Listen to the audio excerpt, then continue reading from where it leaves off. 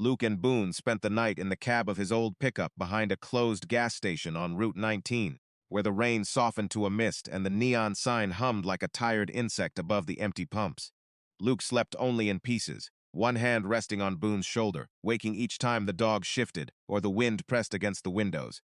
By dawn, the world had turned pale and wet, the parking lot shining under a low gray sky.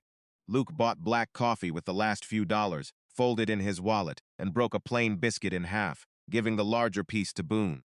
"Do not look at me like that," he murmured as the German shepherd sniffed it. "It is breakfast, not a treaty." Boone took it gently, then leaned his head against Luke's knee, as if the joke had been enough to keep the morning from feeling empty. At 9 o'clock, Luke stood inside the small office of Whitcomb and Vale, dripping rainwater onto a brown carpet that had seen better decades. The waiting room smelled of paper, lemon polish, and old radiator heat. Across from him sat his younger sister Marlene, her husband Carl, and their grown son Evan, all dressed too neatly for people who claimed they had come only out of concern. Marlene glanced at Boone and frowned. "Did you have to bring the dog inside?" Luke looked down at Boone, who sat perfectly still beside his chair. "He behaves better than most people I know." The receptionist hid a smile behind her computer screen. Before Marlene could answer, a tall attorney with silver glasses opened the inner door. "Mr. Harrow, you can come in now. The others may join if you allow it." Carl stood before Luke could speak. "This concerns family property." The attorney looked at Luke, not Carl. Luke's voice stayed quiet. "Let them hear it." They gathered around a polished table beneath a framed photograph of Blackpine Ridge in winter. The attorney placed a rusted iron key, a folded deed, and a sealed envelope in front of Luke. "Your father purchased a log cabin near Blackpine Lake 32 years ago. It was never listed with the main estate. By his final instruction, it passes only to you." Evan gave a short laugh. "A cabin? That thing is probably sinking into the mud." Carl leaned back, smirking. "Well, Luke always did like lost causes." Boone's ears lifted, but he did not move. Luke ran his thumb over the key. It was heavy, colder than the room should have allowed. "Why would Dad keep it separate?" he asked. The attorney hesitated. "He wrote that some things must be protected from people who measure value too quickly." Marlene's face tightened. "That sounds dramatic." The attorney slid the sealed envelope closer. "This is to be opened only inside the cabin, after sunset, and only by Mr. Harrow." Evan scoffed. "What is this, a treasure map?" Boone turned his head slowly toward him, amber eyes, steady and unblinking. For the first time that morning, Evan stopped smiling. Luke picked up the envelope and noticed something written faintly across the back in his father's hand. "When the house goes quiet, trust the one who listens." His throat tightened, but he folded the paper into his coat without a word. Outside, the rain had stopped. A thin blade of sunlight broke through the clouds and touched the hood of his pickup. Boone jumped into the passenger seat before Luke opened the door fully, facing north toward the ridge, as if he had known the way all along. Luke sat behind the wheel, turned the key, and listened as the engine coughed itself awake. Behind them, through the office window, his family watched with the sour curiosity of people who had thrown something away and suddenly feared it might shine. Luke pulled onto the road without looking back. "All right, Boone," he said softly. "Let us go see what the old man left us." Boone gave one low bark, not loud, not playful, but certain. And somewhere far ahead, beyond 40 miles of wet highway and black pine, a cabin that had waited for years seemed to draw its first breath. Luke and Boone spent the night in the old pickup behind a closed gas station off Route 19, where the rain softened after midnight, and the world turned silver beneath the buzzing lights above the empty pumps. Luke slept in short, unteasy pieces, his coat pulled tight around his shoulders, one hand resting on Boone's back while the German shepherd watched the wet road through the windshield, as if guarding the last border of a country only the two of them still belonged to. By morning, the clouds hung low over the town, and the air smelled of damp asphalt, pine needles, and burnt coffee from the little station diner that opened at 6. Luke bought one large black coffee and a buttered biscuit with the few bills left in his wallet. He tore the biscuit in half and gave Boone the bigger piece. "Do not start thinking this makes you the boss," Luke said. Boone accepted it gently, then looked at him with calm amber eyes. "Fine," Luke muttered. "Maybe half the boss." At 9 o'clock, they walked into Whitcomb and Vale, attorneys at law, a narrow brick office wedged between a pharmacy and a barber shop on Main Street. The waiting room was warm enough to fog the windows, filled with the scent of old paper, lemon polish, and the faint sweetness of peppermints from a glass bowl on the desk. Luke had barely sat down when the front door opened behind him. His sister Marlene stepped in first. wearing a cream-colored coat and a smile that did not reach her eyes. Behind her came Carl, her husband, broad and stiff in a navy jacket, and their son Evan, who glanced at Luke's worn boots as if they proved something. "You came early," Marlene said. Luke kept one hand on Boone's collar. "I was asked to be here at 9. Carl looked at the dog. "This is a legal office, not a kennel." Boone sat straighter, silent as a statue. Luke looked up slowly. "Then he should fit in. He is better behaved than most men in suits." The receptionist lowered her eyes, but Luke saw the corner of her mouth move. Before Carl could answer, a thin man with silver glasses opened the inner door. "Mr. Harrow, I am Daniel Vale. Please come in." Carl stood at once. "We are family. We should be present." The attorney looked to Luke. "Only if Mr. Harrow permits it." Luke studied the three faces behind him, all sharpened by curiosity. "Let them hear," he said. Inside the office, a framed photograph of Blackpine Ridge hung above a dark wooden table. Mr. Vale placed a rusted iron key, a folded deed, and a sealed envelope in front of Luke. "Your father left you a property near Blackpine Lake," he said. "A log cabin in the surrounding 6 acres. Evan laughed under his breath. "That old dump?" Marlene gave him a warning look, but Carl leaned back with a small smile. Well, Luke always did have a talent for ending up with lost causes. Luke did not answer. He touched the key with 2 fingers. It was heavy, cold, and strangely clean, as if someone had kept it safe for a long time. "Why was it not part of the main estate?" he asked. Mr. Vale folded his hands. "Your father wrote that the cabin was not to be discussed with anyone who asked about money before asking about memory." The room went still. Boone's ears lifted. Marlene's cheeks colored. "That sounds like him being difficult." "Perhaps," said Mr. Vale. "He also left this instruction. The envelope is to be opened only by Luke Harrow inside the cabin after sunset." Evan leaned forward. "What is in it?" Mr. Vale did not blink. "A message from a dead man to his son." Luke picked up the envelope and saw his father's handwriting across the back, faint but steady. "When the house goes quiet, trust the one who listens." Boone rose before anyone spoke, his gaze fixed north through the rain-streaked window. Luke slipped the envelope into his coat. For the first time since the porch, something warmer than grief moved in his chest. Not hope exactly. Hope was too loud a word. This was smaller, like a match struck in a dark room. He stood, pocketed the key, and nodded to the attorney. "Thank you."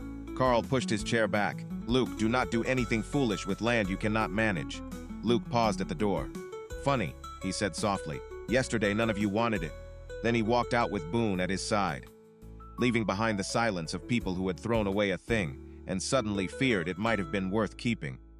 The road to Blackpine Ridge ran north out of town like a forgotten promise, 2 lanes of cracked asphalt, winding through low hills, wet pasture land, and long walls of pine that grew darker with every mile. Luke drove with both hands on the wheel, the iron key heavy in his coat pocket, and the sealed envelope resting inside the glove compartment as if it had a heartbeat of its own. Boone sat upright in the passenger seat, nose lifted toward the vents, ears shifting at every change in the wind. For the first 20 miles, Luke said nothing. He watched the white lines slide beneath the truck, watched gray clouds drag their shadows across the fields, and tried not to hear Carl's voice repeating that word, lost causes. Finally, he glanced at Boone. "You think I am a lost cause, boy?" Boone turned his head, gave him a slow, offended look, then sneezed once against the window. Luke almost smiled. "That is what I thought." By noon, the houses grew farther apart. Mailboxes leaned at the ends of gravel drives. A church bell sounded somewhere beyond the trees, soft and lonely, though Luke never saw the steeple. He stopped at a small roadside market called Miller's Crossing to buy bottled water, canned stew, matches, and a cheap flashlight. The woman behind the counter, gray-haired and sharp-eyed, looked at the deed folded in his hand when he set down his money. "Blackpine Lake," she asked. Luke paused. "You know it?" She slid the matches into a paper bag. "Everybody around here knows that place. Not everybody talks about it." Boone stood near the door, staring toward a rack of old postcards that showed the lake in summer, blue and calm beneath a ridge of black timber. Luke followed the dog's gaze. "Why not?" The woman lowered her voice. "The cabin up there has been empty a long time. Folks say your father came through twice a year, paid taxes, fixed the road gate, checked the roof, then vanished before supper." Luke frowned. "My father told us he sold everything up north. Maybe he told some people that." She looked at him more gently then. "Maybe not you." Luke picked up the bag. "Did you know him?" Enough to know he carried sadness politely. Her eyes moved to Boone, and enough to know he once said, "When the right dog comes to that cabin, the house will tell the truth." The words settled over Luke like cold dust. "He said that? About 10 years ago." She reached beneath the counter and pulled out a small paper map. Cell service fades after mile marker 12. Take the West Fork, not the Timber Road. The Timber Road will get you stuck before dark. Luke accepted the map slowly. Thank you, Mom. Name is Ruth Miller, she said. And Mr. Harrow, if the cabin groans at night, do not assume it is only the wood. Boone gave one quiet bark, so sudden that Ruth went still. Luke looked down at him. Easy. But Boone was not looking at Ruth. He was looking past her, through the rain-streaked window, toward the invisible ridge. They reached the Blackpine Gate just as late afternoon began to dim. The chain was rusted, but the key turned cleanly, as if it had been waiting for Luke's hand and no other. Beyond it, the road narrowed to gravel, climbing through tall pines whose branches knitted together, overhead, and turned daylight into green shadow.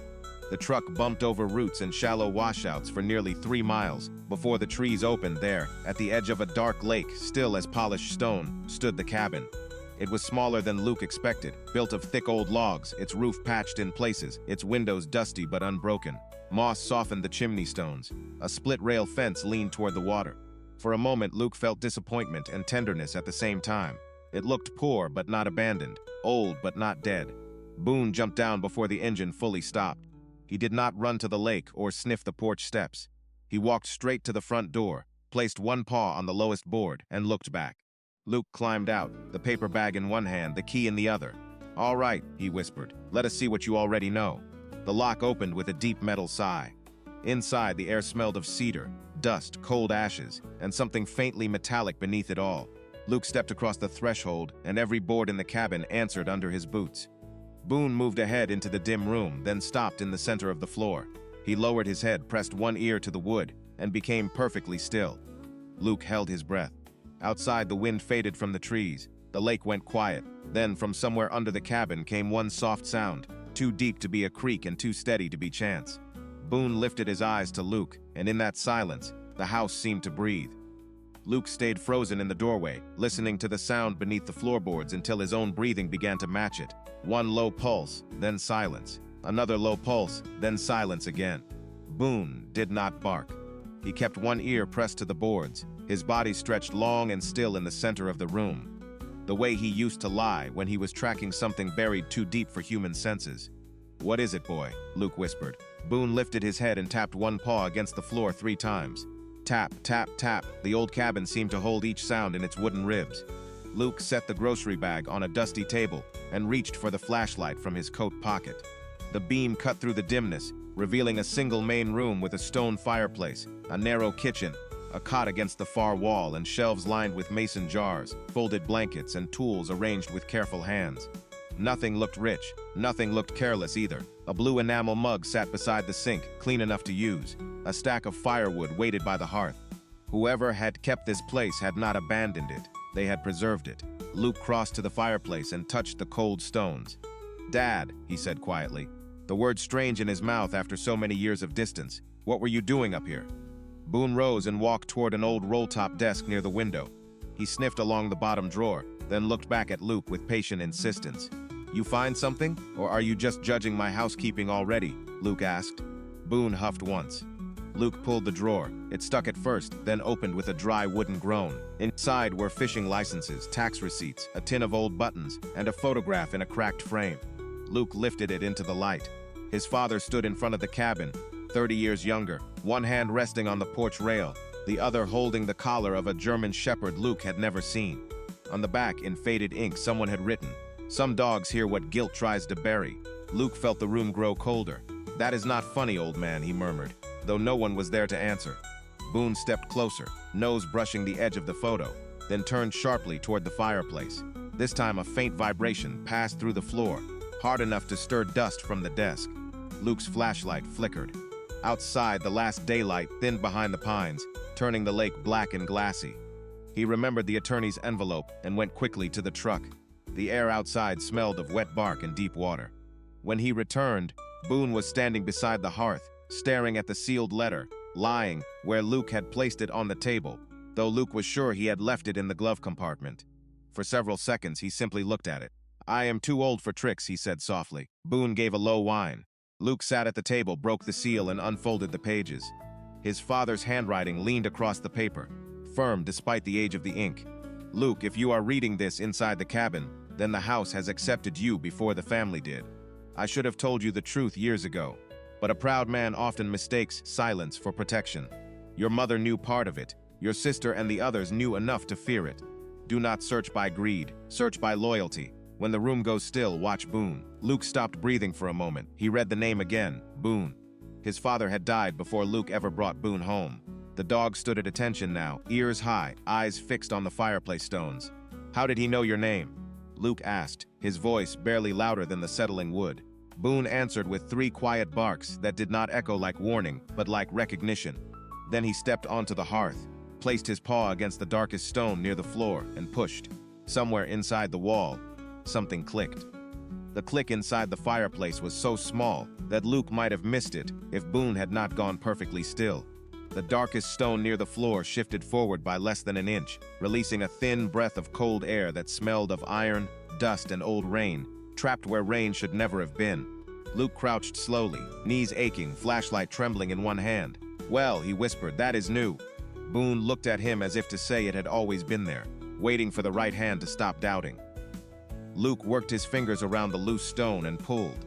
It came free with a scrape that sent gray powder across the hearth. Behind it was not a tunnel, not a vault, not the kind of treasure Evan would have imagined with his cheap laugh and hungry eyes. It was a small square compartment lined with cedar, and inside lay a brass key, a folded map, and a leather notebook wrapped in oilcloth. Luke carried them to the table. The cabin had gone so quiet that even the lake outside seemed to be listening. He unwrapped the notebook first. On the cover, his father had burned 2 initials into the leather, W.H. William Harrow. Luke touched them with his thumb, remembering a man who could repair a tractor with patience, but could not always repair a sentence with his son. The first pages were ordinary enough, dated entries about weather, roof repairs, taxes, firewood, and visits made in secret. Then the writing changed. I have watched them circle what is not theirs. I have heard my own children speak of Luke as if kindness made him weak. It does not. It makes him the last Harrow I trust. Luke sat back, the words blurring for a moment. Boone rested his chin on Luke's knee. Do not start, Luke said, though his voice had gone rough. I am only reading. Boone did not move. Luke turned the page. There are 2 hiding places. The first is for truth. The second is for stewardship. If Luke comes here with anger, let the first place be enough. If he comes here with mercy, the second may open. Luke frowned. Stewardship? Boone's ears flicked toward the kitchen wall. Luke unfolded the map. It showed the cabin drawn by hand, with the fireplace marked by a small cross and another symbol near the old pantry, a circle around the words, "Listen below the flour bin." You have got to be kidding me, Luke murmured. The pantry door creaked when he opened it. Inside were empty shelves, a broom, 2 mouse traps long sprung, and a wooden flour bin big enough to hold 50 pounds. Boone sniffed along its base, then tapped the floor twice and waited. 3 taps at the fireplace. 2 taps here, Luke said. You have a system now? Boone gave a soft huff. Luke dragged the flour bin aside, its legs scraping across the boards. Beneath it, the floor was darker, 1 plank newer than the rest, but stained to match. He found no handle, only a round knot in the wood. Remembering the brass key, he pressed its tip into the knot. The knot sank like a button. A narrow seam appeared in the floor. Luke exhaled. Dad, what did you build? The plank lifted, revealing a shallow compartment filled with bundled letters, yellow documents, a silver watch, and a small tape recorder sealed in a plastic bag. Before Luke could reach for it, headlights swept across the cabin window. Boone spun toward the door, not barking, only standing between Luke and the outside with his shoulders squared. Gravel crunched under tires. A car door opened. Then Carl's voice cut through the dusk, smooth and false. Luke, we were worried about you. Luke looked at the open floor, the letters, the map, the notebook, and finally at Boone. No, he said quietly. They were worried we found something. Boone gave 1 low sound from deep in his chest as footsteps climbed the porch. The cabin, which had waited in silence for years, now seemed to hold its breath. Luke moved first, not quickly, but with the calm purpose of a man who had learned long ago that panic only makes small rooms smaller. He closed the notebook, slid the letters and tape recorder back into the hidden compartment, and lowered the loose plank, just as the porch boards groaned beneath familiar footsteps. Boone stayed in front of the door, silent and solid, his black and tan coat catching the weak glow from the fireplace. Luke, Carl called again, softer this time, as if sweetness could cover the sound of greed. Open up, it is cold out here. Luke looked at Boone. Funny how people remember the weather when they want something. Boone did not blink. Luke opened the door only halfway. Carl stood on the porch with Marlene behind him, arms folded tight beneath her cream-colored coat, and Evan leaning near the rail with his hands in his pockets. Their car headlights poured white light across the cabin walls, making everything inside look exposed. "You followed me," Luke said. Marlene tried a careful smile. "Do not make it sound so dramatic. We were concerned. Concern usually knocks before dark." Carl peered past Luke's shoulder. "May we come in?" Boone stepped closer to the threshold, ears high. Carl's smile thinned. "Call off the dog." Luke's hand rested lightly on Boone's collar. "He is not on." Evan gave a nervous laugh. "This is ridiculous. We just want to see the place." "Yesterday it was a dump," Luke said. "This morning it was a lost cause. Now it is worth a family visit." Marlene's face tightened. "Dad's estate affects all of us."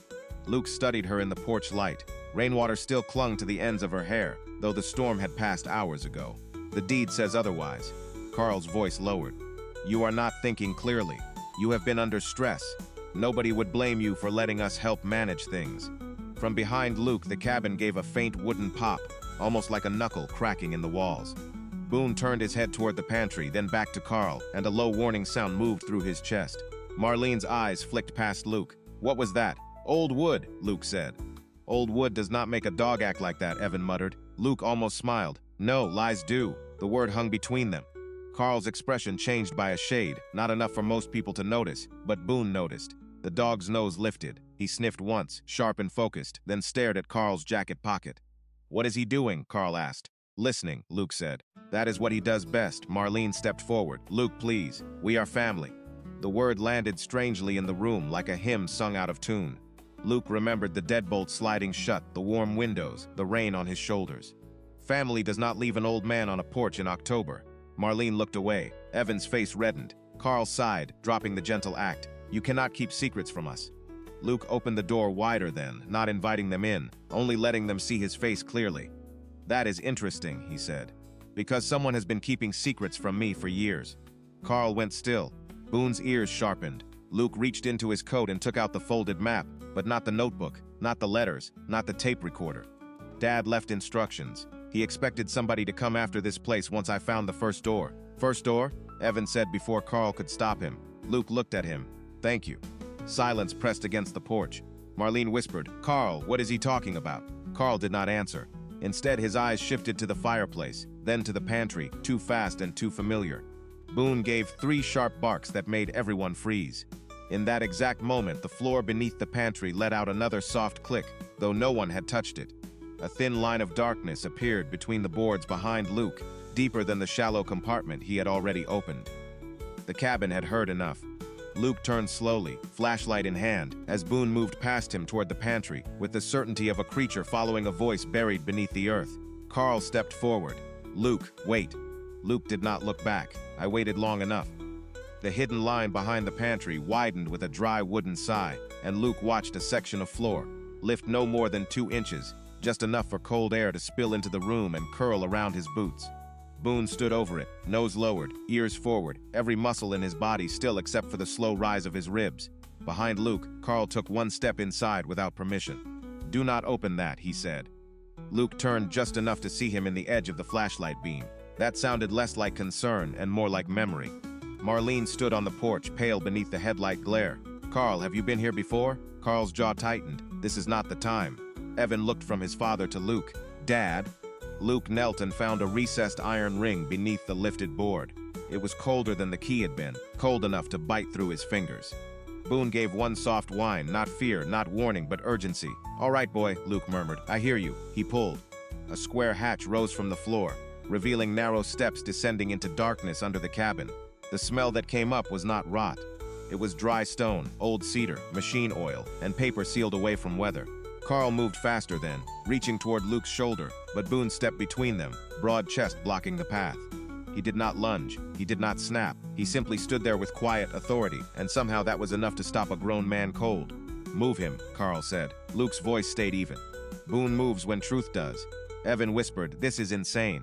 "No," Luke said, lifting the flashlight. "This is organized." He started down the steps, each board groaning softly beneath his weight. Boone followed close, shoulder brushing his leg. The stairwell turned once, then opened into a low stone chamber beneath the cabin. The walls had been reinforced with beams. Shelves lined one side, stacked with labeled boxes, canvas bags, and metal filing cases.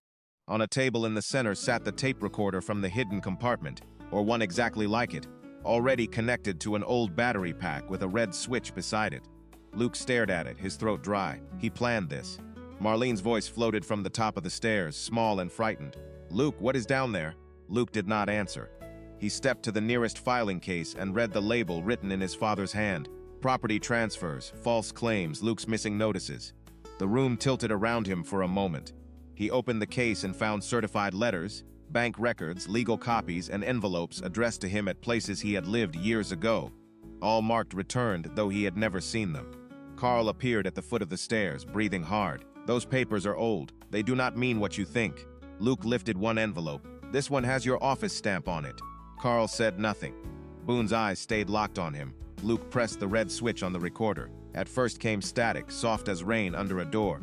Then William Harrow's voice filled the chamber, older and weaker than Luke remembered, but unmistakably his father. "Luke, if you hear this, then you came with the dog and not with greed. I am sorry.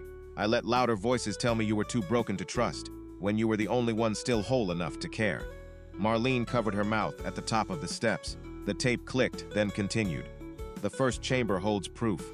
Proof that letters were hidden, land was redirected, and your name was treated like a burden instead of blood. But beneath this room is the vault. It will open only with the number I never forgot, though I failed to say I was proud of it." Luke closed his eyes. He knew before the voice said more. "It's your service number, son, the one you thought nobody in this family remembered." The chamber fell silent except for Boone's breathing. Carl whispered, "Luke, listen to me. We can settle this privately." Luke turned toward him, holding the flashlight steady. "No, Carl, you already had private. That is how truth ended up underground." Boone moved to the far wall, sniffed along the stone, then pawed at a steel plate half hidden behind a stack of crates. Luke crossed the room and brushed away dust until a keypad appeared, beside a round metal door set into the foundation. His hands trembled as he entered the number he had carried on old tags, old papers, old memories. For one breath, nothing happened. Then deep inside the wall, locks began to turn. The locks turned one after another behind the steel door, slow and heavy, each one sounding less like machinery and more like a judgment being lifted from the bones of the cabin. Luke kept his hand on the keypad, afraid that if he moved too soon, the moment would vanish and leave him standing in the dark, with nothing but old grief and dust. Boone stood beside him, his shoulder pressed against Luke's leg, steady as a promise. At last, the round door loosened with a deep sigh, and a thin line of warm amber light appeared around its edge. Marlene whispered from the stairs, "Luke, what is it?" Luke did not know how to answer. He pulled the handle, and the vault opened into a chamber, no larger than a walk-in pantry, but everything inside had been arranged with the care of a chapel. Metal shelves held sealed document boxes, canvas-wrapped bundles, ledger books, and rows of small wooden cases, marked with dates stretching back more than 40 years. There were no piles of loose treasure, no foolish glitter meant for greedy eyes. There was order, stewardship, a lifetime of quiet protection. Luke lifted the first ledger and opened it beneath the flashlight. "Land trusts," he said softly. "Savings bonds, mineral rights, timber shares." His voice faded as he turned another page.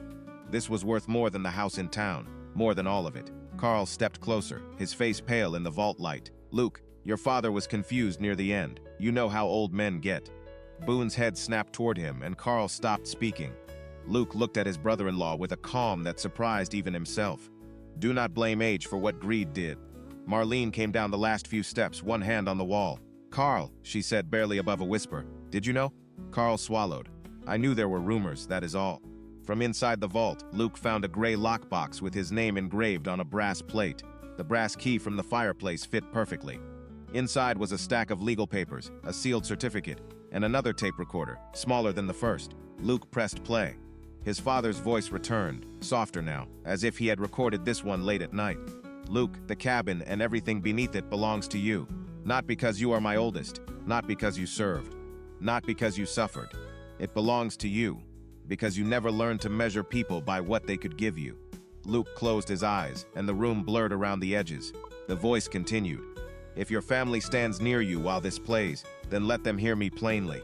I knew about the letters. I knew about the pressure, the lies, the signatures pushed in front of tired hands. I was not blameless. I looked away too long. This vault is my last honest act." Marlene began to cry quietly, not loudly enough to ask for comfort, only enough to show that something inside her had finally cracked open. Evan stood at the foot of the stairs, no longer smirking, his eyes fixed on the floor. Carl said, "We can still talk about this. Luke turned to him. No, we can let the law talk now. As if called by those words, headlights washed again across the upper floorboards. A second vehicle rolled to a stop outside. Footsteps crossed the porch, firm and measured, and Daniel Vale's voice called down from above. Mr. Harrow, Ruth Miller phoned me. She said you might need a witness. Luke let out a breath that almost became a laugh. You came all the way out here? The attorney appeared at the top of the hatch, holding a leather briefcase and wearing boots muddy from the Ridge Road. Your father paid me a retainer for this exact evening, he said. He was very specific. Boone gave a single approving bark. Daniel descended carefully, looked into the vault, then at Luke. There is one final clause, he said. The assets are yours, but the trust activates fully only if you choose its purpose before sunrise. Luke frowned. What purpose? Daniel opened his briefcase and handed him the last page of the will. Luke read the line once, then again. The cabin, the lake acres, and the Harrow Ridge Trust shall serve either one man's comfort or many forgotten people's shelter, as Luke Harrow freely decides. The chamber went still. All those years, all that wealth, all that hidden truth, and his father had not left him a prize. He had left him a choice.